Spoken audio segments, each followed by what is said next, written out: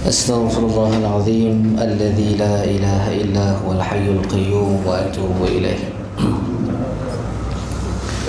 أعوذ بالله من الشيطان الرجيم. بسم الله الرحمن الرحيم. الحمد لله رب العالمين، والصلاة والسلام على أشرف الأنبياء والمرسلين سيدنا ومولانا محمد وعلى آله وصحبه أجمعين. قال رب اشرح لي صدري، قال رب اشرح لنا صدورنا. Ya Allah, ya Tuhan kami, lapangkanlah dada-dada kami. Wa yassir lana umurana. Ya Allah, ya Tuhan kami, Kau mudahkanlah segala urusan-urusan kami. Wahlul uqdatan min alsinatina. Ya Allah, Kau rungkaikanlah segala simpulan di lidah-lidah kami. Yafqahu aqwalana. Mudah-mudahan mereka memahami kata-kata kami. Amin ya rabbal alamin. Assalamualaikum warahmatullahi wabarakatuh. Yang saya muliakan Al-Fadhil Tuan Imam kita, yang saya hormati lagi saya kasihi Al-Fadhil ayahanda saya Tuan Haji Jalil bin Kenang, adinda saya Al-Fadhil Ustaz Najib, para asatidah, ibu-ibu, ayah-ayah, abang-abang, pakcik-pakcik, Pak Long, Mak Long, Pak Ngah, Pak Teh, Pak Lang, Pak Uda, Pak Anda, kalau ada di sini lah, ya. Seterusnya muslimin dan muslimat yang dirahmati oleh Allah sekalian. Tuan-tuan semua apa khabar? Alhamdulillah. Alhamdulillah, syukur, alhamdulillah. Ibu-ibu sihat? Alhamdulillah, ya. Walaupun tak dengar suara ibu-ibu tu, tapi insya-Allah lah bila ibu-ibu dah ada dekat belakang tu sihat dah tu, ya. Alhamdulillah, syukur pada Allah pada malam yang penuh barakah ini. Allah berikan kepada kita kesempatan untuk kita ini masih lagi menjadi tetamu Allah Subhanahu wa taala. Semulia-mulia tempat di atas muka bumi ini tidak lain tidak bukan adalah rumah-rumah Allah. Dan semulia-mulia manusia di atas muka bumi ini ialah orang-orang yang menjadi tetamu-tetamu Allah. Jadi tuan-tuan yang berada dalam rumah Allah, yang Allah pilih tuan-tuan dapat datang rumah Allah setiap waktu, bersyukurlah pada Allah kerana Allah lah yang menentukan dan mentakdirkan tuan-tuan ini adalah merupakan salah seorang daripada tetamu-tetamu Allah. Sebab tu tuan-tuan yang dirahmati oleh Allah, kita berada dalam rumah Allah dapat menunaikan solat secara berjemaah dalam keadaan kita belum tentu sihat. Dalam keadaan tubuh kita belum tentu kuat. Ya, sebenarnya Allah gagahkan juga hati kita nak datang ke rumah Allah. Bukan kerana pilihan kita tuan-tuan. Berapa ramai orang yang sihat, orang yang lebih muda daripada kita, orang yang lebih kuat tenaganya, ya. Tetapi Allah tak pilih mereka datang ke rumah Allah. Orang yang ada kenderaan yang laju, sepatutnya kenderaan laju tu boleh menyampaikan mereka lebih laju ke rumah Allah, tapi Allah tak pilih. Kenapa tuan-tuan? Mungkin kerana doa datuk nenek moyang kita untuk kita dulu. Siapa yang kita bila duduk dekat taman ni, kita dapat pilih, dapat rumah, Allah takdirkan dekat dengan surau. Siapa yang takdirkan? Allah yang tentukan. Bukan kita yang nak tentukan begitu. Kadang-kadang kita memang datang-datang kat sini tiba-tiba bila kita jumpa pemaju, saya teringin nak rumah dekat dengan surau. Tak, Allah tak bagi. Tetapi walaupun kita punya rumah jauh daripada surau, Allah izinkan kita dapat jejakkan kaki ke rumah Allah. Inilah satu keistimewaan untuk kita. Seorang sahabat Nabi dulu, rumah dia paling jauh di kalangan para sahabat dekat kota Madinah. Sehingga kan sahabat kata pada dia, nak tak kalau kita carikan satu tanah duduk dekat dengan masjid Nabi? Sebab dia orang yang pertama yang sampai dekat masjid Nabi. Walaupun di rumah paling jauh, tapi dialah orang pertama sampai dekat masjid Nabi. Jadi sahabat-sahabat kenal sangat dengan dia ni. Maka offer pada dia, nak tak duduk dekat dengan masjid Nabi supaya kamu senang nak sampai ke masjid Nabi? Apa jawab lelaki ini? Dia kata, aku sangat senang dengan aku dapat duduk rumah yang jauh. Allah pilih aku dapat sampai dekat masjid Nabi. Allah bagi pahala aku lebih daripada orang yang lain. Sebab tu tuan-tuan yang dirahmati oleh Allah, saya tengok wajah-wajah tuan-tuan yang ada dalam rumah Allah pada malam ini, saya rasa sangat seronok. Ya, ini tanda-tandanya saya dapat bertemu dengan insan-insan yang Allah pilih, orang-orang yang beriman. Apa kata Nabi? Idza ra'aitumur rajul ya'tadu ila al-masjid fashhadu lahu bil iman. Kalau kamu melihat seorang individu ataupun seorang lelaki, seorang yang selalu berulang-alik datang ke masjid, maka saksikanlah bahawa dia adalah orang-orang yang beriman, tuan-tuan.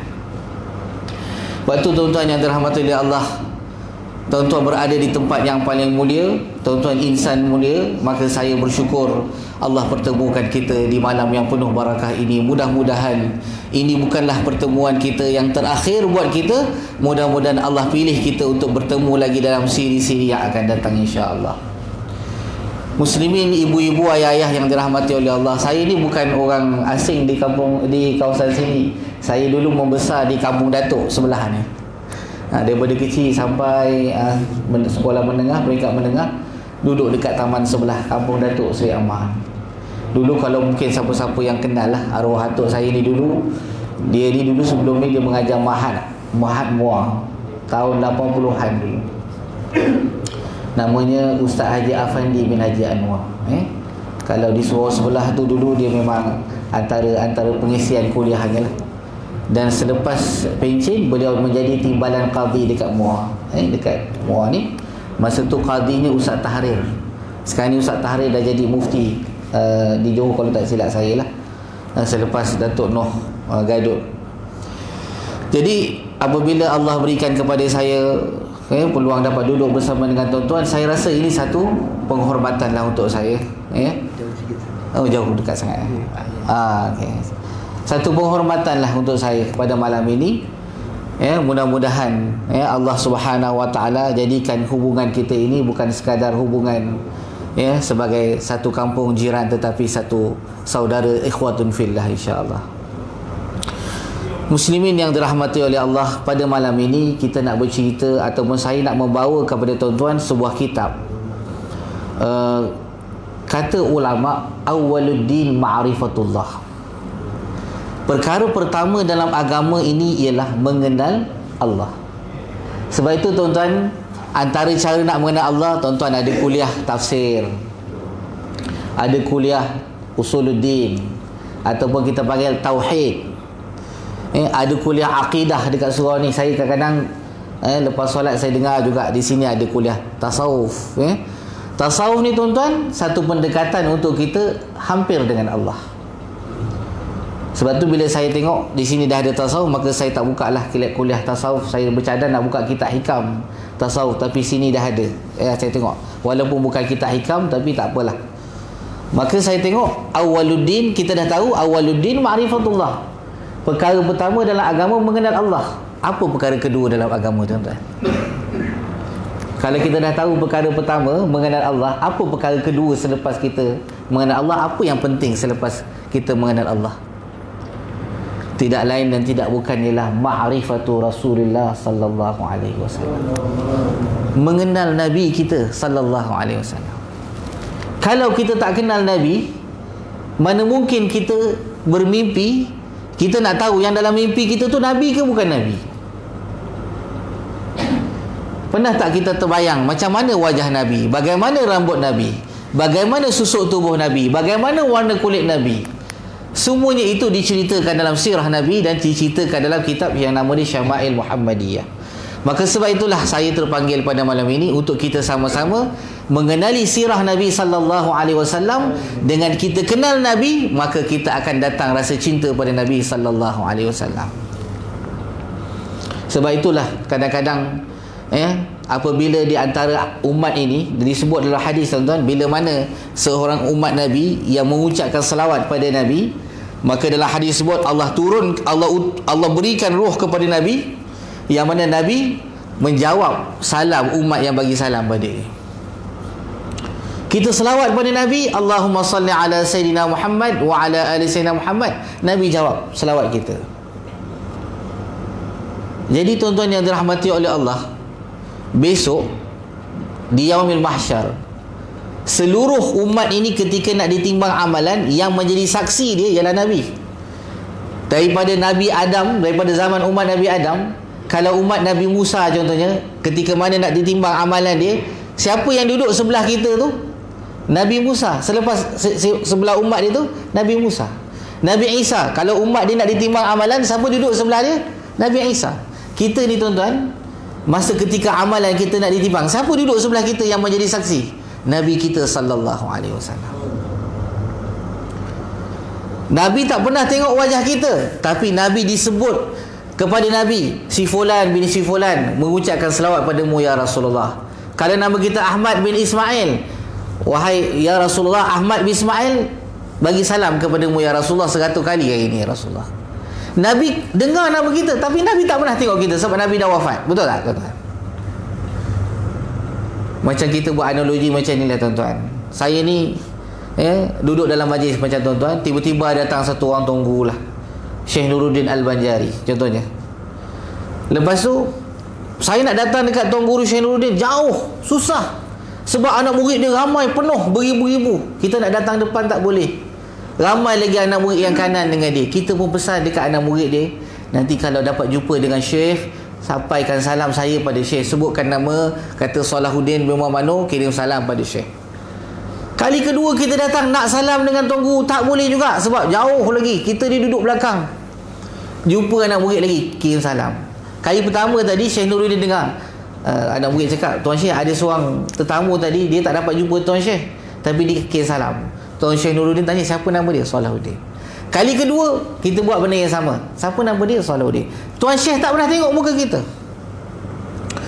Dah beberapa kali, 5-6 kali Allah Subhanahu Wa Taala pilih kita dapat duduk depan Syekh Nuruddin Al-Banjari. Contoh, habis solat selepas kuliah dia tuan-tuan, kita pun salam, Assalamualaikum Tuan Syekh, ana Salahuddin bin Mano, orang yang pernah menyampaikan salam pada Tuan Syekh.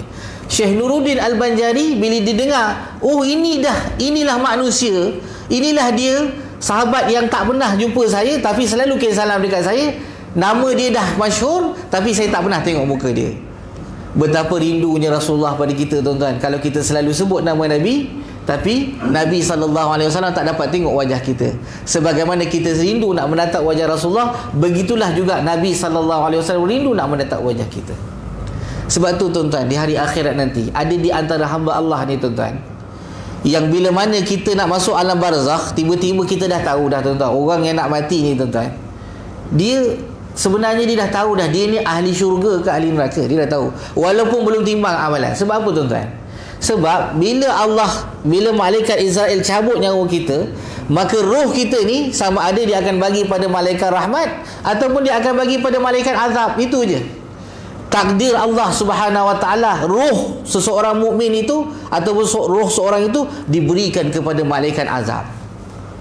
Kalau roh diberikan kepada malaikat rahmat, maka roh tu ketika tercabut saja roh, masa tu keluarga tengah nangis-nangis ni, orang tengah nak sediakan kafan, nak mandikan dia, roh tu dah naik langit pertama, kedua, ketiga sampai langit ketujuh, bertemu dengan Allah, berbau wangi. Seluruh penghuni langit tertanya-tanya, wanginya bau ni, siapakah pemilik roh ini?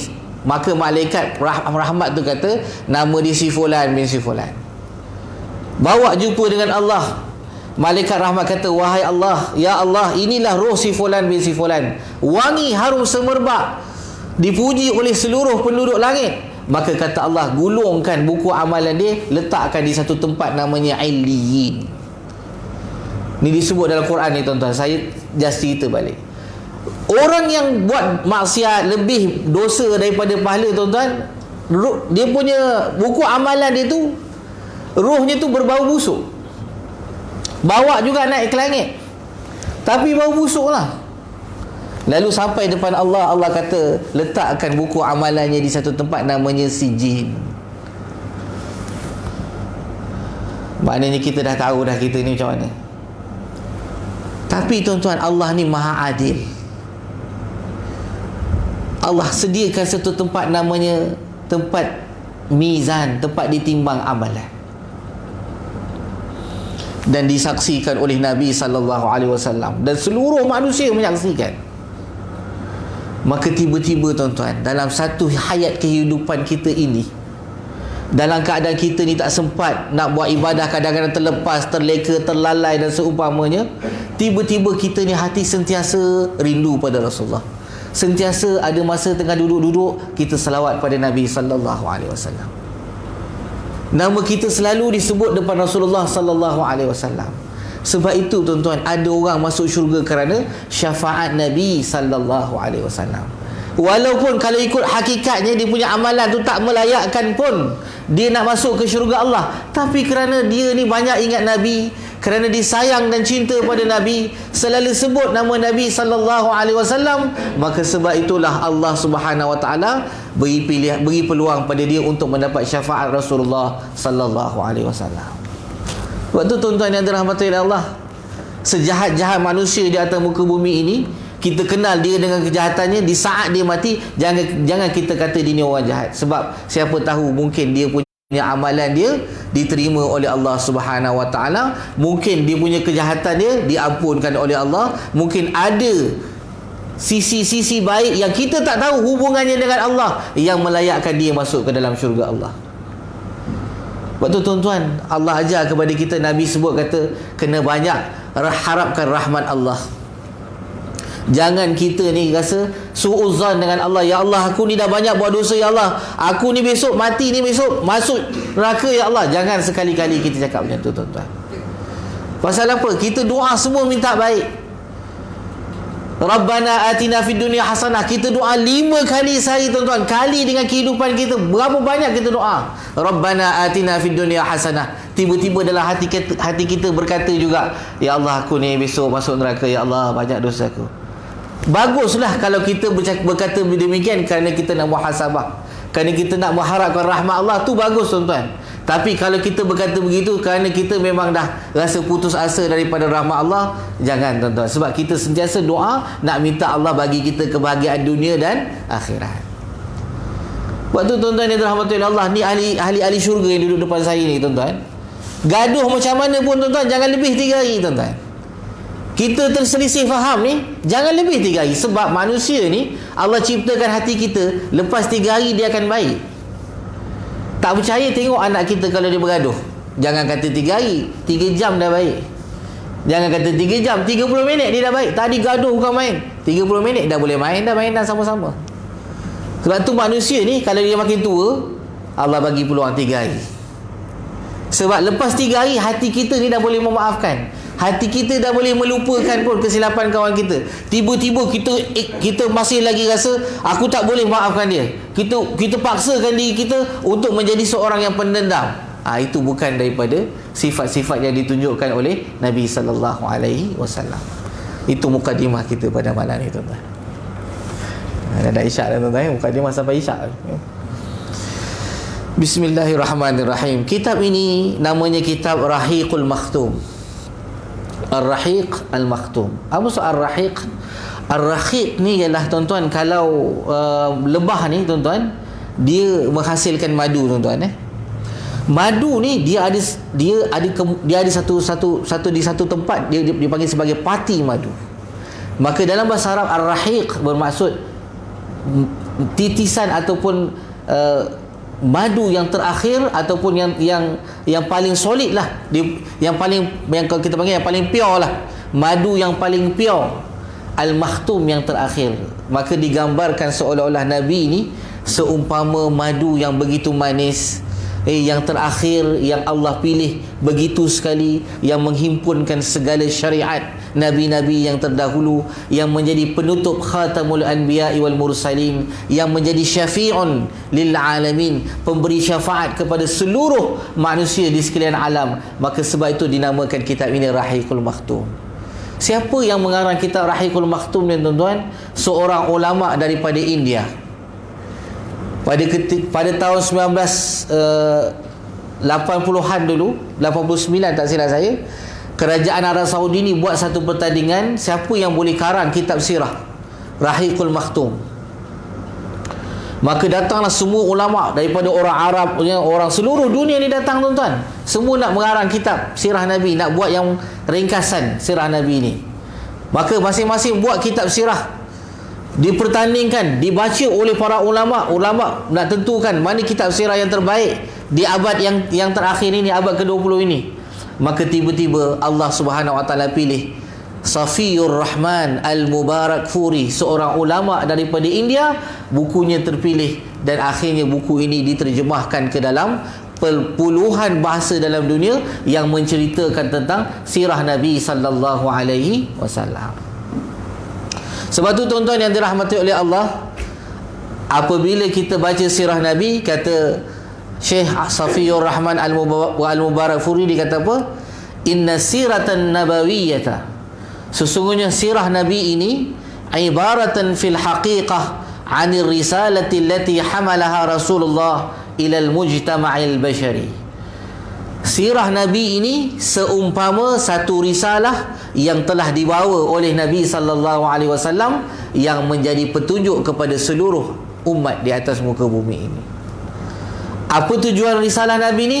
Liyukhrijan nasi minadh-dhulumati ilan nur, untuk mengeluarkan manusia ini daripada kejahilan, kegelapan kepada cahaya dan petunjuk Allah Subhanahu wa taala.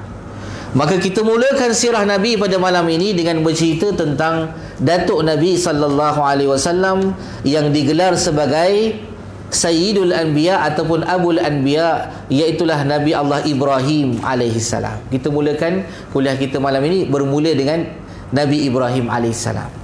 Kenapa tuan-tuan kita mulakan dengan Nabi Allah Ibrahim? Kerana setiap kali kita salat di dalam tahiyat akhir, kita akan sebut nama Nabi Allah Ibrahim. Ketika Nabi di-mi'rajkan, bertemu sebelum nak bertemu dengan Allah, Allah pilih Nabi Ibrahim bukan ditempatkan di langit pertama, bukan langit kedua, bukan langit ketiga, bukan langit keempat. Allah pilih Nabi Ibrahim didudukkan di tempat yang tertinggi, langit yang ketujuh. Langit ketujuh yang paling tinggi, tuan-tuan. Dan ketika Nabi Mi'raj, nampak Nabi Ibrahim di langit ketujuh. Ketika itu Nabi Ibrahim sedang bersandar di satu tempat di atas langit sana yang menyerupai Kaabah di dunia ini, namanya disebut sebagai Baitul Ma'mur. Di bumi ni nama dia Baitullah, di atas sana namanya Baitul Ma'mur. Ketika itu Nabi Ibrahim sedang bersandar di Baitul Ma'mur. Dia buat Baitullah di atas muka bumi ini, Allah bagi dia dapat duduk dekat atas sana, bersandar di Baitul Ma'mur. Kenapa tuan-tuan? Kerinduan beliau pada Baitullah yang pernah dibina satu ketika dahulu bersama dengan anaknya Nabi Allah Ismail. Pendek cerita, Nabi Allah Ibrahim alaihissalam, tuan-tuan, daripada asalnya Iraq, duduk di Iraq.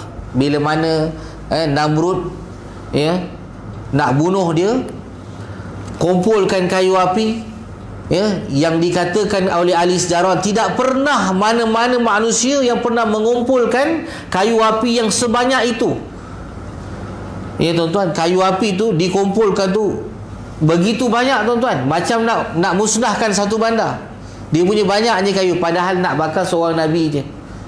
Jadi tengok macam mana kejamnya Namrud ni, tuan-tuan. Kita boleh bayangkan nak bunuh seorang, tapi dikerahkan rakyat kumpulkan kayu api yang nyalaannya boleh bertahan selama berpuluh-puluh hari, tuan-tuan.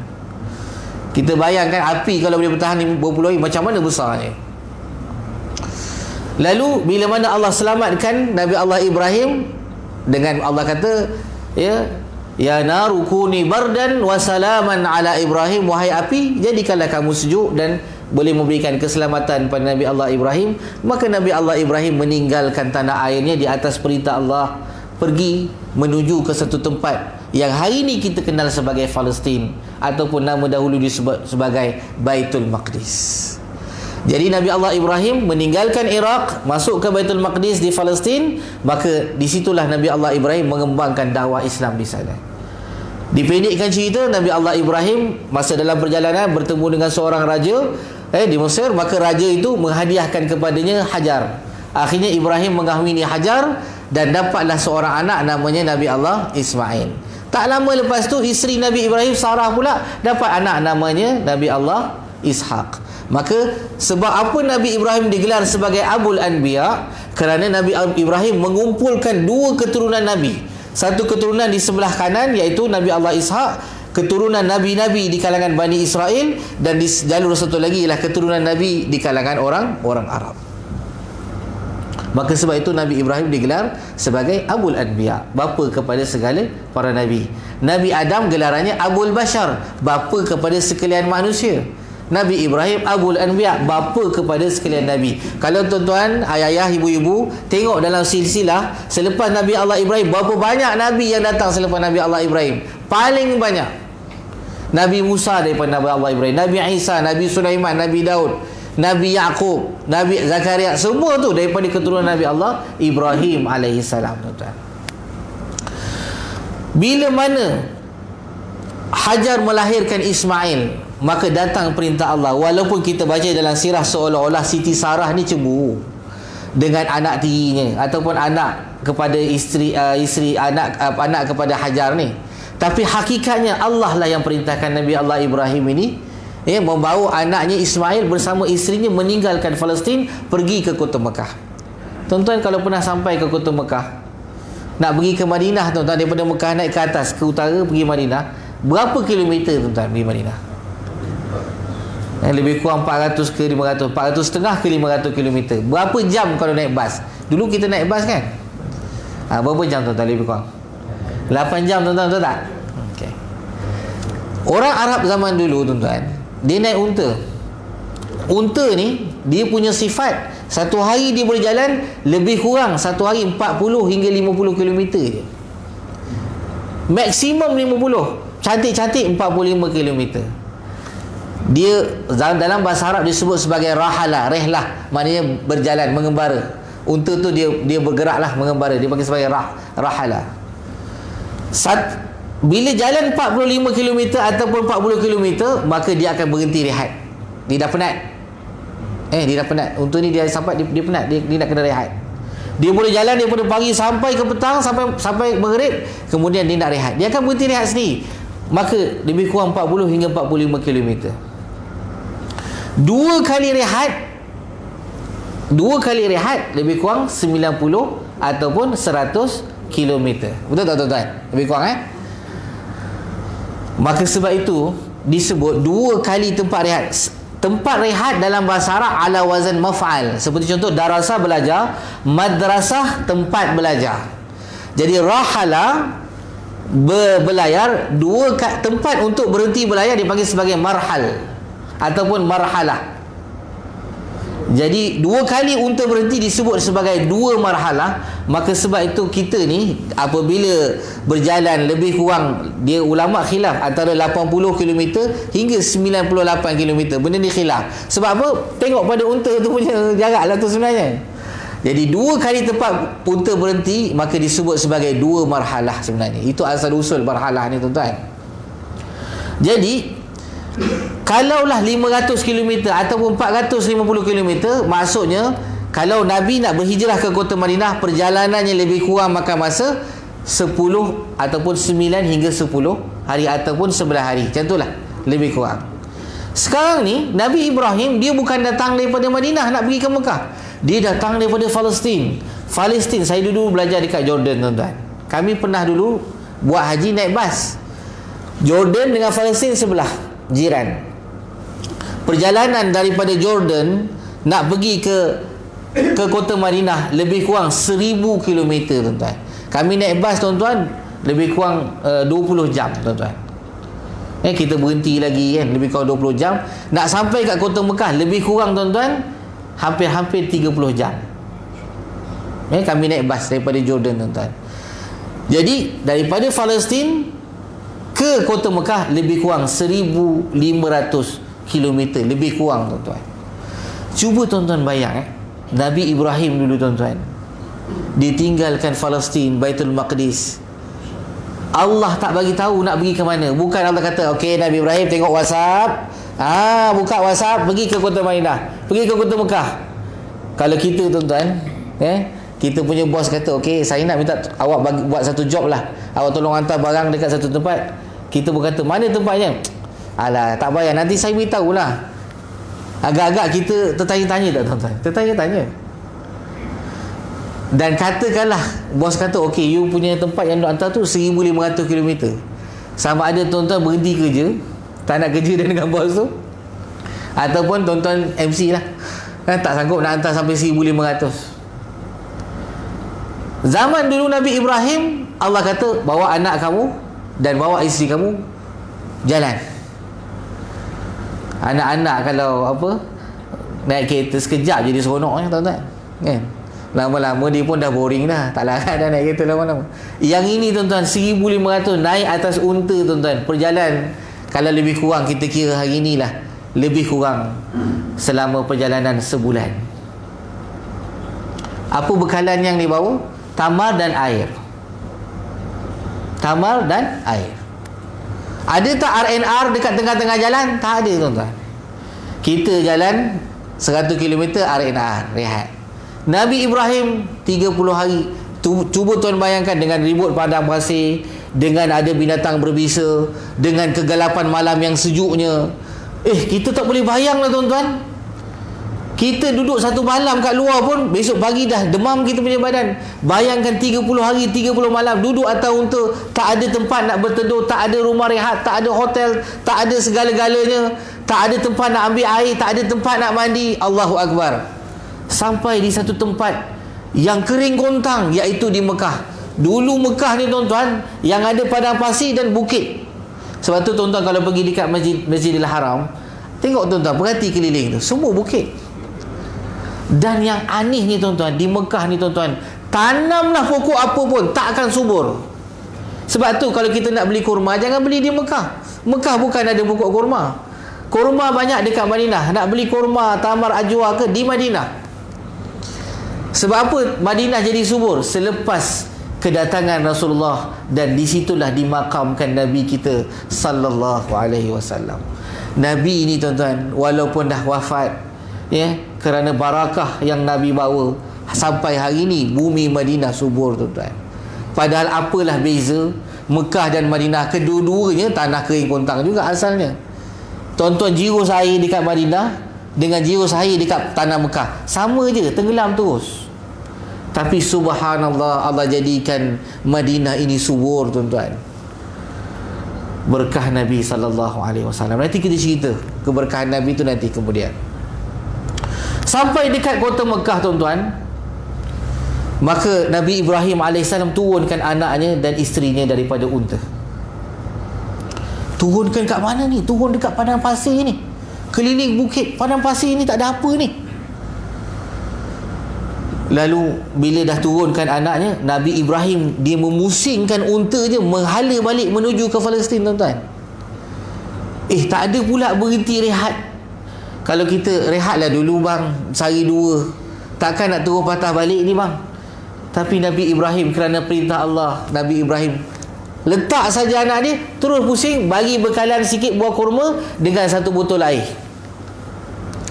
Subhanallah, tuan-tuan. Kita, tuan-tuan, cuba kita buat kat isi kita, bawa pergi kat kedai pak depan sana, Pak Jawa sana, tinggalkan dia setengah jam. Tak jadi, tuan-tuan datang lepas 1 jam. Apa yang berlaku, tuan-tuan? Sampai malam, tuan-tuan dengar kuliah maghrib, kuliah isyak, kuliah subuh. Tak payah datang surau dah. Kawan-kawan tanya, kenapa tak datang kuliah? Kat rumah saya pun dah penuh dah kuliah daripada siang tadi. Tuan-tuan. Jadi, tuan-tuan yang dirahmati oleh Allah, ini Nabi Ibrahim. Tinggalkan isi, dah pula tak ada orang, tak ada manusia, tidak ada makanan, tidak ada rumah, tidak ada pohon-pohon. Allah, Nabi Ibrahim nak turunkan aku dekat sini. Hajar kata dalam hati dia, tempat apa ni? Tempat tak ada orang ni. Lalu Hajar tanya Nabi Allah Ibrahim, wahai suamiku Ibrahim, adakah kamu nak tinggalkan aku bersama dengan anakku yang masih kecil ni, yang masih bayi lagi, di tempat yang tak ada orang ni, wahai Ibrahim? Nabi Allah Ibrahim tak jawab, tuan-tuan. Nak jawab macam mana? Dah itu perintah daripada Allah. Nak jawab pun tak boleh nak jawab. Siti Hajar pegang lagi. Kita panggil dia, tanya lagi, buat kali kedua, wahai Nabi Ibrahim, betul ke kamu nak tinggalkan kami dalam keadaan tempat yang tak ada makanan, tak ada manusia, tak ada tempat untuk kami berteduh? Betul ke kamu nak tinggalkan kami di sini, wahai Nabi Ibrahim? Nabi Ibrahim tak jawab, tuan-tuan. Dan kali ketiga barulah Siti Hajar bertanya dengan satu soalan, yang datangnya daripada hati seorang wanita yang penuh iman kepada Allah Subhanahu wa ta'ala. Kata Hajar, Allahu amaraka bihadza ya Ibrahim. Adakah Allah yang memerintahkan kamu untuk meninggalkan aku di sini bersama dengan anak aku, wahai Nabi Allah Ibrahim? Bila Hajar tanya begitu pada ketika itu, kata para alim ulama, ahli sejarawan kata ada dua. Nabi Ibrahim, ada kata Nabi Ibrahim menganggukkan kepala sahaja tanpa berkata-kata. Ada yang kata Nabi Ibrahim kata Allahumma na'am. Iya. Bila Hajar dengar Nabi Ibrahim kata macam tu, barulah hati dia redha. Barulah dia rasa yakin bahawa kalau Allah arahkan Nabi Ibrahim hantar aku dekat tempat yang tak ada manusia, tak apa. Cukuplah Allah yang akan memenuhi keperluan aku di sini. Bagaimana Allah nak bagi, itu terpulang kepada Allah Subhanahu wa ta'ala, tuan-tuan. Sebab tu tuan-tuan, kalau kita ni tuan-tuan minta pada Allah, ya Allah bagikanlah saya duit yang banyak supaya saya boleh membeli rumah. Tiba-tiba Allah tak bagi pun kita duit dalam akaun. Kita minta, kita kata Allah kata qul ud'uni astajib lakum, katakanlah doalah pada aku akan perkenankan kamu. Kata Allah akan perkenankan doa kita, tapi kita doa Allah tak perkenankan pun. Tiba-tiba datang satu hamba Allah, dia tak ada mengenal dengan kita, tak pernah jumpa pun. Tiba-tiba dia kata, saya ni ada satu rumah nak diwakafkan, tak ada siapa nak. Kalau tuan ada siapa-siapa yang tak ada rumah, kita nak bagi rumah. Tengok tuan-tuan, kita doa minta duit supaya dengan duit kita boleh buat rumah.